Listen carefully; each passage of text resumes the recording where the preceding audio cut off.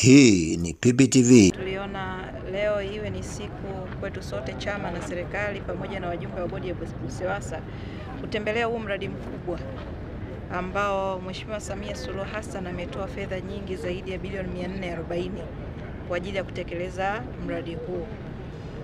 Tumekuwa tukitumia maji ya visima ambayo wewe unajua yanakuwa na chumvi, lakini sasa wananchi wa Busega, Bariadi, Itilima, lakini kwa awamu ya pili na maana wanafikiwa Meatu pamoja na Maswa, wanaenda sasa kunywa maji safi na salama yasiyokuwa na chumvi. Sio kwamba haya sio safi, ni safi na salama, lakini yale ya Ziwa Victoria yanakuwa hayana chumvi.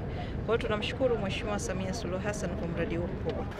Mradi huu wa maji wa bilioni 440 ukikamilika, nafikiri adha ya maji katika mkoa wa Simiyu hususan wilaya ya Busega utakuwa umetatua changamoto kubwa sana ya maji. Ukizingatia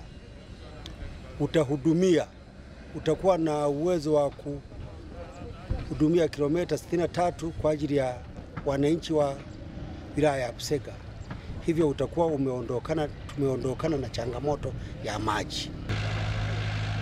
Asante, tupo hapa tumekuja kutembelea mradi mkubwa wa maji ambao utahudumia Busega, Itilima na Bariadi kwa awamu ya kwanza, na ni mradi mkubwa sana. Kwetu kwa Busega hapa unachukua kata zote 15, wananchi wote watanufaika na ni wananchi zaidi ya 100,000. Si kidogo. Kwa kweli tunaishukuru serikali ya awamu ya 6 inayoongozwa na Dr. Samia Suluhu Hassan kwa sababu ameliona hili jambo ni la busara. Kawekeza bilioni 440. Kwa hiyo anakuja kuokoa watu wengi, anakuja kutoa shida ya maji, anakuja kutoa kina mama ndoo kichwani. Haya maji yakiwafikia wananchi, na maana kila mtu atachota maji kwake, akiingia chumbani atakutana na maji. Usumbufu haupo tena kwa sababu mama anawasogezea maji nyumbani kwao. Hii ni kazi kubwa sana imefanywa na serikali ya awamu ya 6. Watu 100,000 si kidogo, ni watu wengi, lakini hapo sasa hiyo ni Busega tu. Bado hujaingia Itilima, bado hujaingia Bariadi.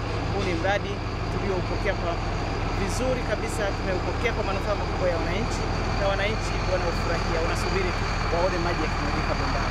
Lakini contract namba 2 ama mkataba namba 2 ni kuyatoa sasa maji pale kwenye treatment plant, kuyasafirisha kuja kuyahifadhi kwenye matenki na kuyasambazia wananchi, ambapo kutoka pale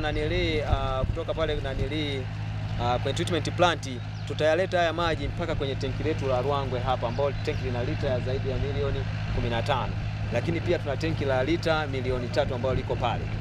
Sasa maji yakishafika hapa, ili tenki la lita milioni 15 hili ndio itaendelea kusafirisha maji kuelekea Bariadi, Itilima, halikadhalika mpaka kwa hatua tofauti. Lakini tutakuwa na tenki letu la milioni 3 pale, ambao tenki hilo lenyewe litakuwa lina supply mji ama wilaya ya Busega kwa vijiji vyote vile 59 pamoja na wateja ambao watakuwa wameunganishiwa maji katika maeneo hayo.